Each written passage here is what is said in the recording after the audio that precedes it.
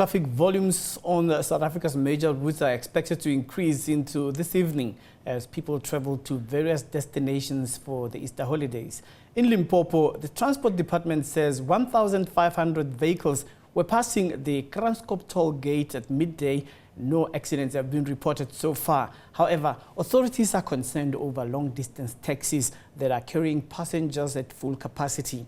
Let's speak now to our reporter, Lutendo Bobodi, who is at the Nyl Plaza in Limpopo. Good afternoon to you. What's happening right now in as far as the cars that are passing next to you? Is it the case that some taxis are carrying passengers at full capacity?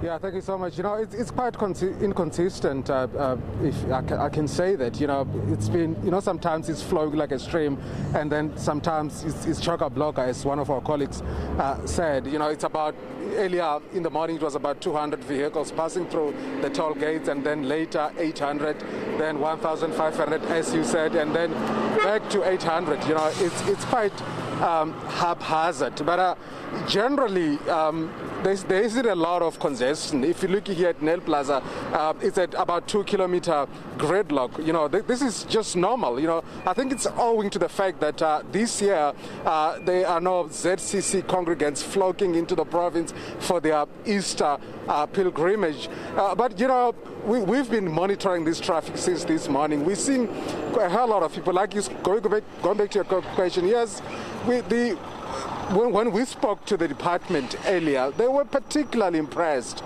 with how the taxi drivers in particular were conducting themselves. You have people, of course, in the taxis wearing masks. Of course, you can't talk about distance in the taxi, but they told us they are particularly impressed. They said and also about the roadworthiness of vehicles, saying about 90% of the vehicles are quite roadworthy, and just a few have been impounded. But just to give us a wrap of what has been happening, I'm joined here by Mike Maringa from the Department of Transport. Mike Maringa, of course, who was our colleague who's now with the Department of Transport. Mike Maringa,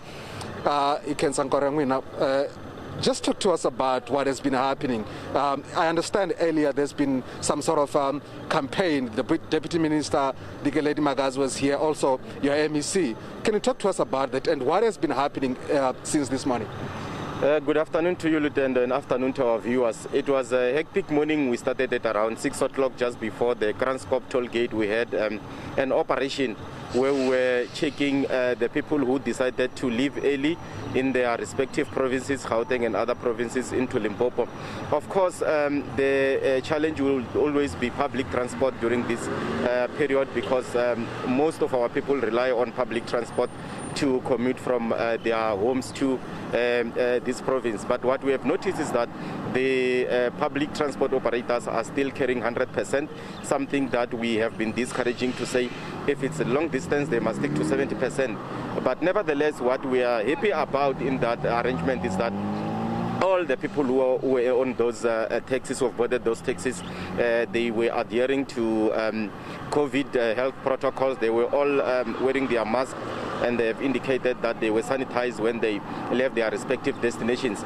Other than that, all the other road users were within the rules of the road. They were driving within the prescribed speed limits, and also for the fact that most of the vehicles were roadworthy, and we are hoping that will be the situation up until the end of this Easter weekend. Okay, and I've seen within the stretch of 150 kilos from Polokwane to Kranskop, we see visibility of law enforcement. What are other roads that you are also keeping your tabs on? Look, we've got a few problematic roads in the province. Your R71, you'll remember when Minister Fikile Mbalula announced the road fatalities for December.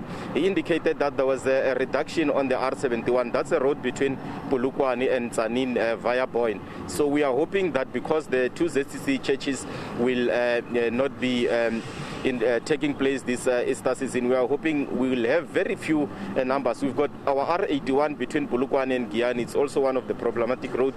We've got the R37, R524. So those are the roads that we are also looking at. We are heightening the visibility on all our roads, because what is going to happen is that as soon as this traffic subsides here, they are going to Polokwane and shoot out to different destinations. So that's where our visibility will be very key. That's why last week you have seen when MEC Mabongulu Lerule Ramakanya launched our Arrive Alive campaign, there were 36 new vehicles that we are giving to the district, precisely to see to it that they are visible and so that our road users can adhere to the rules of the road. Okay, Comrade, thank you so much for your time. Thanks. Well, thank you so much. Also, you know, we're not seeing a lot of vehicles traveling from probably Joburg and other provinces, maybe and other cities like Cape Town, Durban, going to Zimbabwe and beyond. I think also that because of the fact that Zimbabwe is still in a hard lockdown, and a lot of people may pass through to Zimbabwe from South Africa, but they cannot pass from Zimbabwe across to South Africa because of the regulations concerning lockdown. Right, thank you so much for the update, and of course we'll keep you posted regarding how traffic moves at some of the toll gates and in Limpopo towards Zimbabwe and the Beit Bridge border and the likes. Of course, let's our reporter there, Lutendo Bobodi, who is speaking to us from one of the toll gates there, monitoring traffic volumes. So in the meantime, long distance bus commuters at Park Station in Johannesburg